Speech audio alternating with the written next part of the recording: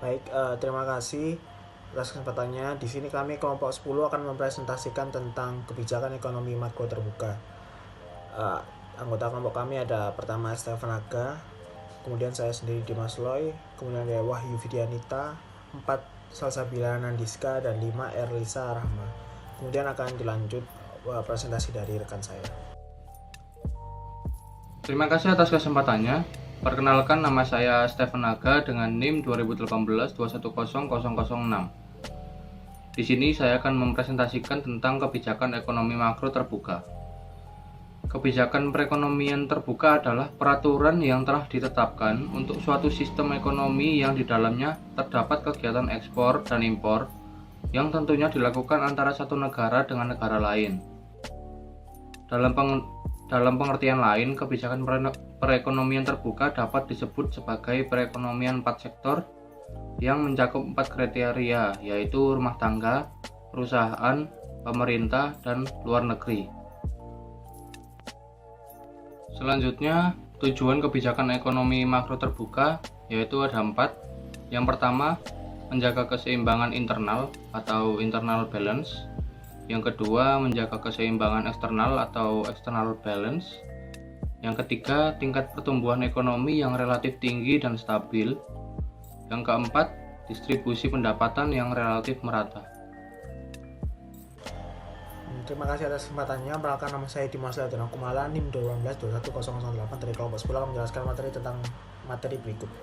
Perlu kita ketahui bahwa untuk menjaga keseimbangan internal dan eksternal secara simultan merupakan tujuan pokok yang paling mendasar dan utama agar pertumbuhan ekonomi diinginkan dapat dicapai dan pada gilirannya dapat pula dilakukan distribusi pendapatan yang merata. Kemudian internal balance sendiri itu adalah suatu keadaan equilibrium atau keseimbangan di dalam negeri antara tingkat pengangguran yang dapat ditolerir sehingga atau sekitar 2-3% per tahunnya. Kemudian biasanya tingkat inflasinya itu rendah sekitar 2-39% per tahun. Sedangkan untuk external balance itu suatu keadaan equilibrium dari balance of payment atau suatu keadaan temporary disequilibrium dengan pengertian posisi BOP dalam keadaan surplus untuk menutup kekurangan international reserve suatu negara. Namun pada umumnya pemerintah akan lebih memprioritaskan internal balance daripada external balance. Oke, selanjutnya untuk kebijakan fiskal dan moneter ada macroeconomic equilibrium. Itu ada 3, keseimbangan pasar barang atau good market equilibrium, di mana jumlah barang yang ditawarkan itu sama dengan jumlah barang yang diminta. Yang kedua ada keseimbangan pasar uang. Itu dimana jumlah uang yang ditawarkan MS sama dengan jumlah uang yang diminta atau MD. Dengan kata lain, MS itu sama dengan MD. Dan yang terakhir, ketiga, keseimbangan neraca pembayaran. Ini tuh keseimbangan dimana saldo current account CA ditambah saldo capital account itu sama dengan 0 atau CAKA sama dengan 0. CAKA itu dari current account CA sama capital account KA, jadi CAKA 0. Terima kasih. Terima kasih atas kesempatannya. Perkenalkan, nama saya Wahyu Vidianita dengan NIM 2018-2100032. Di sini saya akan menjelaskan tentang macam-macam kebijakan ekonomi makro terbuka. Yang pertama ada kebijakan fiskal dan moneter. Kebijakan fiskal sendiri ini merupakan kebijakan yang berkaitan dengan perubahan pengeluaran pemerintah dan atau penerimaan pajak. Jika di Indonesia itu disebut dengan APBN, baik bersifat ekspansif maupun bersifat kontraktif. Kebijakan fiskal yang bersifat ekspansif ini dapat dilakukan dengan cara menaikkan pengeluaran pemerintah dan menurunkan pajak. Menurunkan pajak ini bertujuan untuk meningkatkan pertumbuhan produksi dalam negeri, menaikkan pendapatan masyarakat, serta mendorong impor. Kemudian, kebijakan fiskal yang bersifat kontraktif dapat dilakukan dengan cara menurunkan pengeluaran pemerintah dan menaikkan pajak dengan tujuan mengurangi produksi dalam negeri, menurunkan pendapatan masyarakat, serta menurunkan impor. Kemudian ada kebijakan moneter. Kebijakan moneter sendiri merupakan kebijakan pemerintah mengenai jumlah uang yang beredar dan tingkat bunga baik bersifat ekspansif maupun kontraktif.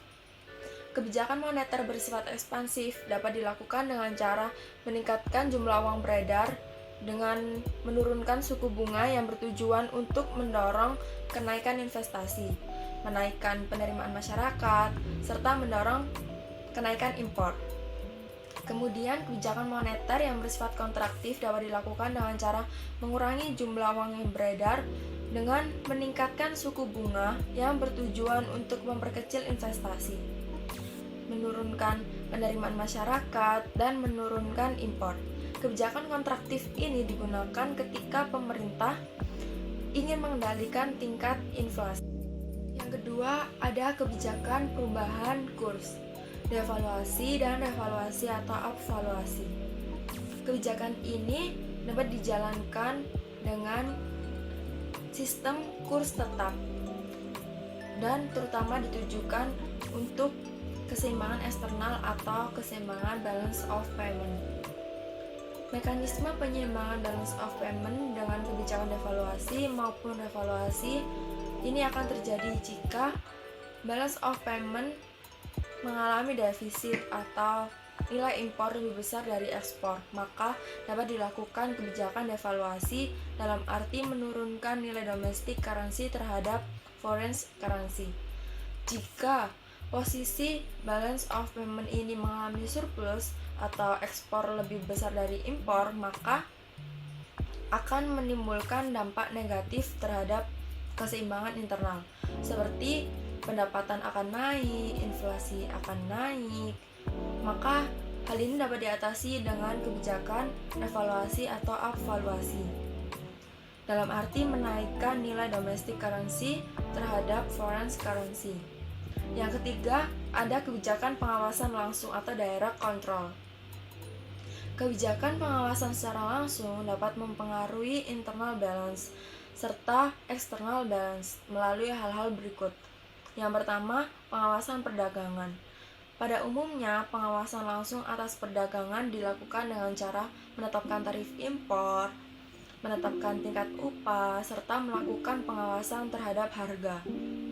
Kemudian, ada pengawasan lalu lintas devisa. Kebijakan ini bertujuan untuk menjaga keseimbangan eksternal atau keseimbangan balance of payment, dan kebijakan ini dapat dilakukan dengan cara pembatasan ekspor modal, ketentuan transfer keuntungan perusahaan, serta multiple exchange rates untuk barang mewah dan barang esensial. Sekian dari saya. Terima kasih. Terima kasih atas kesempatannya. Nama saya Salsabila Nandiska, NIM 2018-210301. Di sini saya akan menjelaskan tentang interaksi kebijakan ekonomi makro terbuka. Model makro untuk ekonomi terbuka sesuai dengan sistem kurs yang digunakan, maka dapat disusun dan dikembangkan suatu skema interaksi antara ketiga kebijakan ekonomi makro terbuka seperti fiskal, moneter, dan pengawasan atau kontrol, baik dengan sistem kurs tetap atau fixed exchange rate maupun kurs mengambang atau floating exchange rate untuk mencapai makroekonomi equilibrium. Analisis grafis kebijakan moneter dan fiskal terhadap makroekonomi equilibrium dengan asumsi kurs tetap atau fixed exchange rate dan perfect capital mobility. Yang pertama, kebijakan moneter. Pada grafik kebijakan moneter kurs tetap, kurva BP bersifat horizontal karena adanya mobilitas modal yang sempurna atau perfect capital mobility, di mana tingkat bunga domestik sama dengan tingkat bunga luar negeri, atau I sama dengan IF. Dalam hal ini, bila tingkat bunga di dalam negeri lebih tinggi daripada tingkat tabungan luar negeri, atau I lebih besar daripada IF, maka akan terjadi pemasukan modal dari luar negeri yang tidak berhingga atau infinite, sehingga foreign assets menjadi nol. Sebaliknya, bila tingkat bunga dalam negeri lebih rendah daripada tingkat bunga luar negeri atau I kurang dari IF, maka akan terjadi arus modal keluar yang tak berhingga atau infinite, sehingga domestic asset menjadi nol. Yang kedua, kebijakan fiskal. Dengan dasar asumsi yang sama, kurva BP akan bersifat horizontal juga, karena terdapat mobilitas modal yang sempurna, dan tingkat bunga dalam negeri sama dengan tingkat bunga luar negeri, atau I sama dengan IF. Pada grafik di atas dapat dilihat bagaimana kebijakan fiskal ekspansif dari pemerintah dengan cara menambah pengeluarannya dan menurunkan pajak sehingga terjadi beberapa hal berikut. Yang pertama, kurva IS bergeser menjadi kurva IS tanda petik. Yang kedua, equilibrium bergeser dari titik E menjadi E tanda petik. Yang ketiga, pada equilibrium E tanda petik, tingkat bunga domestik lebih tinggi dari tingkat bunga luar negeri atau I lebih rendah daripada IF, menyebabkan surplus capital account karena banyaknya aliran modal mengalir ke dalam negeri. Yang keempat, untuk mengurangi tekanan apresiasi domestik, currency bank sentral mesti menambah money supply atau domestic currency dengan membeli foreign currency yang mengalir masuk. Yang kelima, penambahan money surplus ini akan menggeser kurva LM menjadi kurva LM tanda petik, sehingga tercapai keseimbangan ekonomi nasional pada titik E tanda kutip. Yang keenam, pada titik E tanda kutip, tingkat bunga dalam negeri akan kembali sama dengan tingkat bunga luar negeri atau I sama dengan IF, tetapi dengan tingkat income yang lebih tinggi. Terima kasih. Saya Ersa Musyafirah, NIM 2018-210680. Di sini saya akan menjelaskan tentang analisis grafis kebijakan moneter dan fiskal terhadap makroekonomi equilibrium dengan asumsi kurs mengambang dan perfect capital mobility. Pada grafik kebijakan moneter, kurva BP bersifat horizontal karena ada mobilitas modal sempurna di mana tingkat bunga domestik sama dengan tingkat bunga luar negeri atau I sama dengan IF. Dalam hal ini, tingkat bunga luar negeri lebih tinggi daripada tingkat bunga luar negeri, maka akan terjadi pemasukan modal dari luar negeri yang tak berhingga, sehingga foreign asset menjadi nol. Sebaliknya, bila tingkat bunga dalam negeri lebih rendah daripada tingkat bunga luar negeri, maka akan terjadi arus keluar modal yang tak terhingga, sehingga domestic asset menjadi nol. Apabila I sama dengan IF, maka akan mencapai equilibrium. Nah, pada grafik kebijakan fiskal dengan dasar asumsi yang sama, maka kurva BP akan bersifat horizontal juga karena terdapat mobilitas modal yang sempurna dan tingkat bunga dalam negeri sama dengan tingkat bunga luar negeri. Terima kasih.